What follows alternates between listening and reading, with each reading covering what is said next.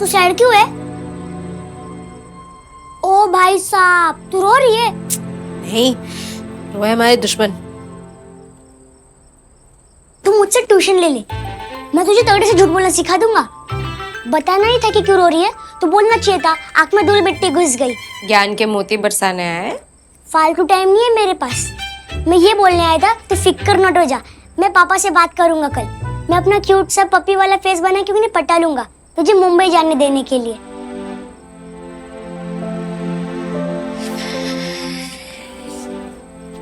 तुझे अगर हमारी हेल्प करनी है ना तो एक काम कर, सुबह जल्दी उठ के तैयार हो जा। तुझे हमारे साथ कहीं चलना है। कहाँ? सहाय ट्यूटोरियल्स। हम सर को बता रहे हैं कि हम उनका जॉब ऑफर ले रहे हैं। दी तू पर नहीं दी यार, प्लीज। तू तो कभी हार नहीं मानती, मुझसे लड़ती है तो भी हार नहीं मानती। तू अब क्यों मान रही है? ऐसा मत कर दी, फाइट मारना यार दी। पिंटू, पूरी दुनिया से लड़ सकते हैं पर अपनी फैमिली से नहीं लड़ सकते ना। प्यार करते हैं उनसे। पापा ने जो कहा, जैसे कहा, उसके बाद हमारे पास कोई ऑप्शन नहीं है।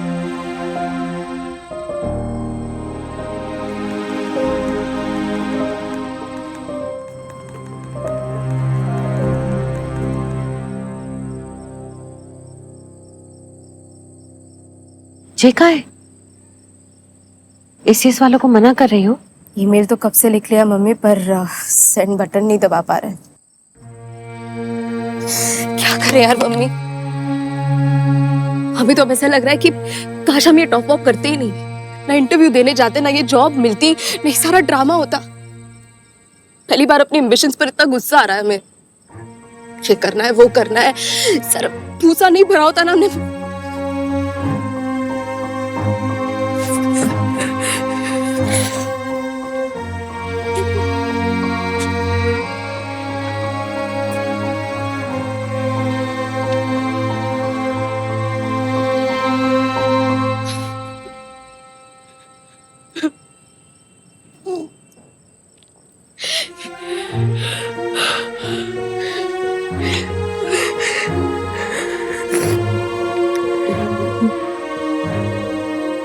पता है गुड्डी, शादी हुई थी जब हमारी इच्छाएं हमारी भी थी, पर फिर धीरे धीरे समझ आ गया घर गृहस्थी की जिम्मेदारी का पलड़ा सबको हमारी इच्छाओं से कई ज्यादा भारी जान पड़ रहा है। एक तो बार हमने कही भी थी कि हम टीचर बनना चाहते हैं। तुम्हारे पापा ने, तुम्हारी दादी ने कभी मना नहीं किया, पर हमारी बातों को तूल भी नहीं दी। पहले पहले बहुत बुरा लगा, पर फिर समझ आ गई कि कोई गलत ना है, कोई हमारा बुरा नहीं चाहता है। ये तो बस कायदा है कि औरतें घर और बच्चे संभालेंगी और आदमी काम। समय के साथ सोच बदलती है, इसलिए तुम्हारे पापा, बड़े पापा, बड़ी मम्मी तुम्हारी झांसी वाली नौकरी के लिए राजी हो गए।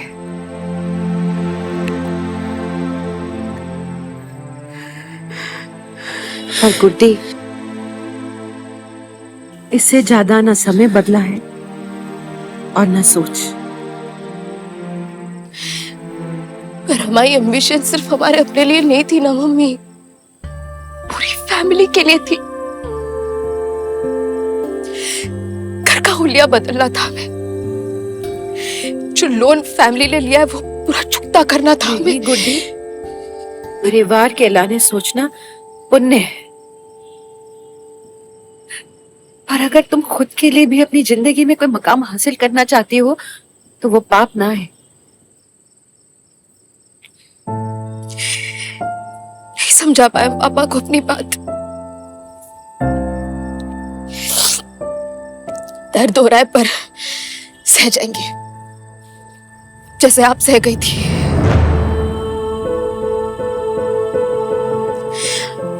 टीचर बनना था ना मम्मी। आपको भी तो बहुत दर्द हुआ होगा, है ना?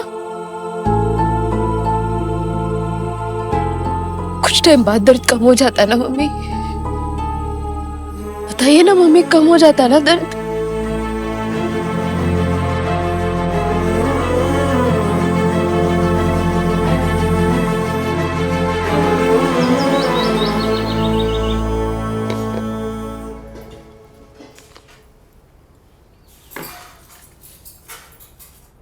सुमन, तुम भी अपनी थाली लगा लो, बैठ जाओ। बाकी की पूड़ी हम निकाल लेंगे, हम दोनों खिलाने। क्या हुआ सुमन? तबीयत ठीक नहीं है तुम्हारी? जी मचला रहा हो तो नींबू पानी बना दे। चाची, सब ले आए हम जो कुछ लिस्ट में था।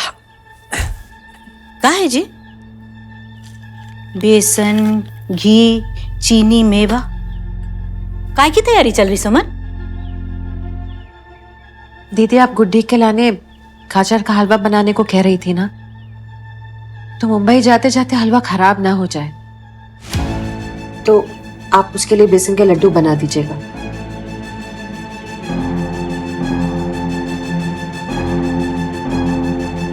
अगर आप सबका साथ रहेगा, सहारा रहेगा, तो घर जाएगी हमारी गुड्डी।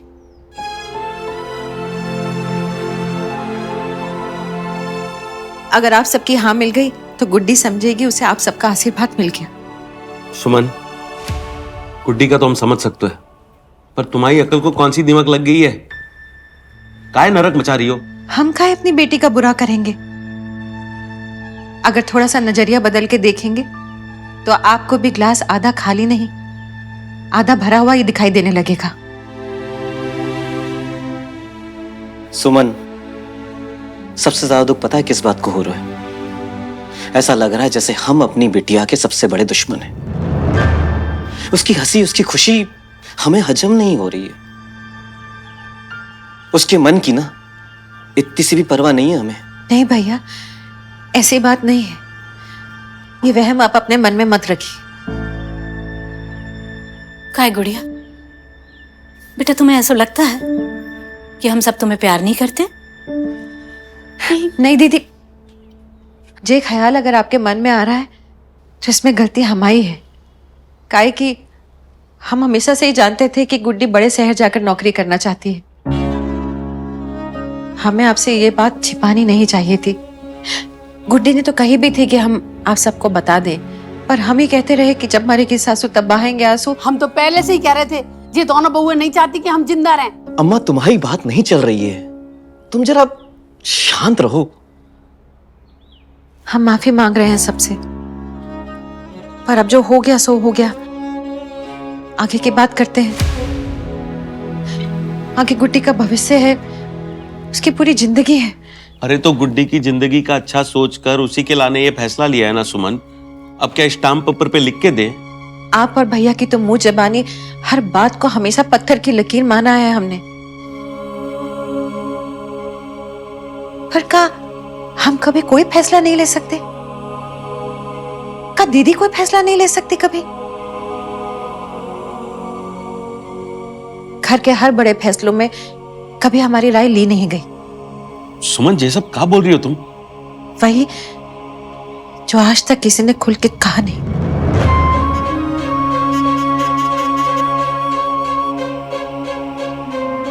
हम सिर्फ अपने लाने बात नहीं कर रहे हैं दीदी, आपकी बात भी कर रहे हैं।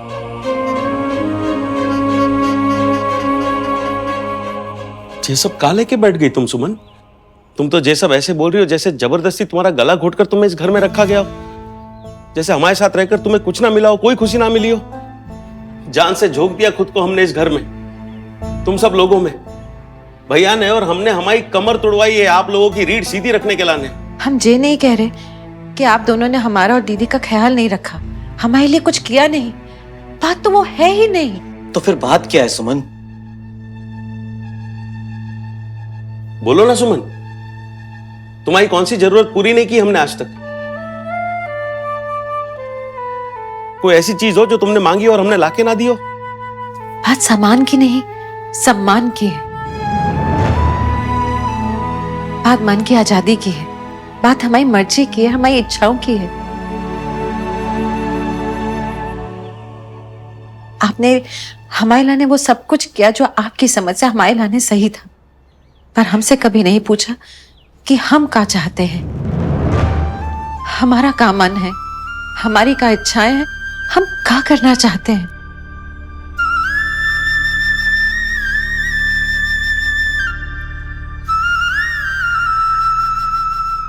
अम्मा ने, दीदी ने, हमने हमें अपनी मर्जी मार के जिंदगी जी है। गलती हमारी भी है, हम चुप रहे, अपने मन को शमशान बनाकर अपनी इच्छाओं का दहन करते रहे।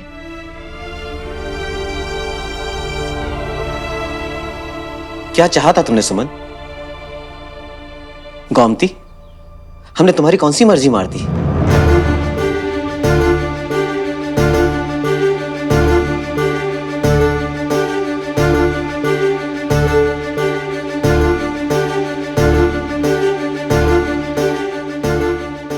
पर छोटी सी बात है भैया, आपको तो शायद याद भी नहीं होगा। पहली बार जब आप स्कूटर खरीद कर लेकर आए थे तो अम्मा से, दीदी से और हमसे कहा था कि हमारे लिए सरप्राइज है। याद है हमें अच्छी तरह से। सबसे बड़ा दिन था हमारे लाने। गोमती के तो आंखों से आंसू झलक गए थे खुशी के। नहीं भैया, वो खुशी के आंसू नहीं थे। दीदी को तो अफसोस हो रहा था, काहे कि उन्होंने हमेशा से आपसे कहा था कि उन्हें सलेटी रंग पसंद नहीं है, और आप सलेटी रंग का ही स्कूटर खरीद लाए। उनसे पूछा भी नहीं कि स्कूटर खरीदने जा रहे हैं, कौन से रंग का लिया जाए। गोमती, ऐसी बात ही तुमने कहा क्यों नहीं पहले? पान बना के देते वक्त कहा था हमने आपसे, पर आपने कहा सुपारी ज्यादा डाल दी हमने पान।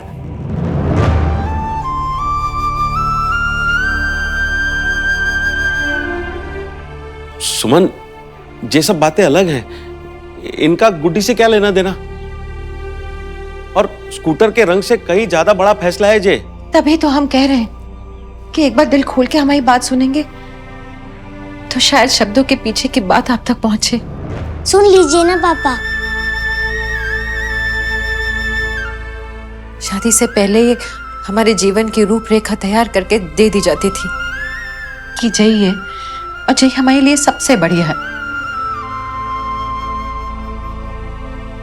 आपने भी तो अपने समय में स्कूल में टॉप किया था, तो जब सब गुड्डी से पूछते थे उसमें इतनी अक्ल कहां से आई, तब आप कुछ बोली क्यों नहीं? घर में सबसे अच्छा खाना हम ही बनाते थे। ये दोनों मोड़े हमारे पेट से समोसे कचौरी बनाना सीख के पैदा नहीं हुए, हमने सिखाया है। लेकिन फिर भी हमें किसी ने शाबाशी नहीं दी, ना इन्होंने ना घर में किसी ने।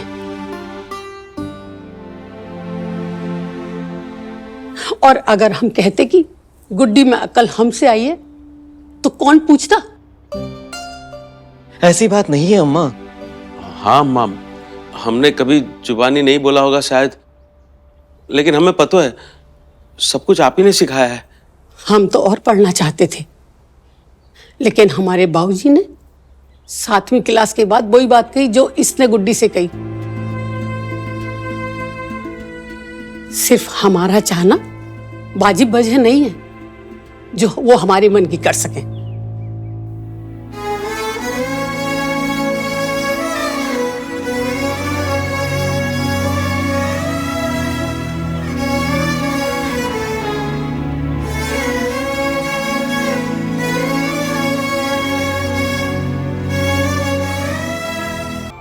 आपने और हमने मिल के सिखाई है उसे, सही गलत की समझ दी है उसे।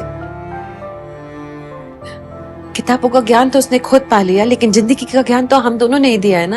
अब जब समझ बूझ ज्ञान को अमल में लाने का समय आया तो घबरा काहे रहे हैं आप? अपने बच्चों की जिंदगी को लायक बनाना माँ बाप की जिम्मेदारी है, तो उन्हें उनकी जिंदगी को किसी लायक बनाने देना भी तो माँ बाप की जिम्मेदारी है ना। फिर चाहे वो बेटा हो, चाहे बेटी। हमारी डांट का तो बुरा लगा लिया तुमने, पर हमारी डांट के पीछे का डर, उसके पीछे का दर्द नहीं दिखाई दिया किसी को। न तुमने देखा, न तुम्हारी मम्मी को।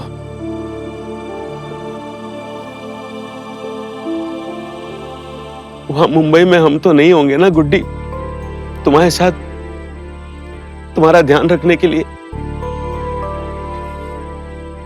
हम जानते हैं कि हमारे मना करने पर तुम भले मान जाओगी, लेकिन राजी कभी नहीं होगी।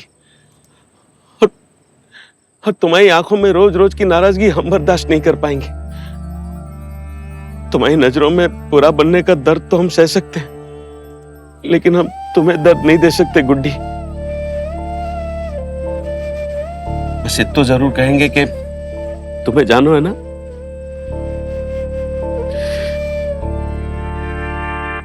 तुम जाओ, जाओ तुम। पर जरूर याद रखना कि पूरी बिरादरी की नजर तुम पे गड़ी होगी। हमारी इज्जत हमारी जान है, बस हमारी नाक मत कटने देना। हा? सारी जिंदगी कमर सीधी और सर ऊंचा करके जिए हैं गुड्डी। ऐसा कुछ मत करना कि हमें हमारा सर झुकाना पड़ जाए। तुम पे भरोसा है, इस दुनिया पे नहीं। इसलिए बेटा संभाल संभाल के कदम उठाना। हाँ? हमारी जिंदगी भर की कमाई, हमारी इज्जत का जुआ खेल रहे हैं तुम पर, तुम्हें मुंबई भेजकर। हमें हारने मत देना बस। विश्वास कीजिए हमारा, हम आपको कभी हारने नहीं देंगे।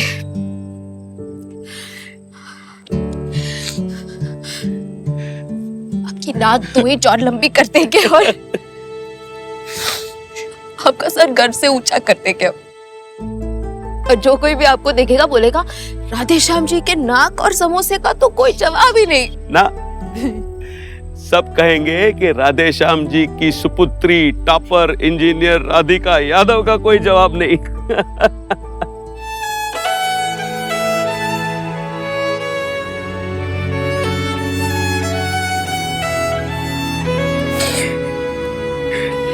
खुश रहा करो।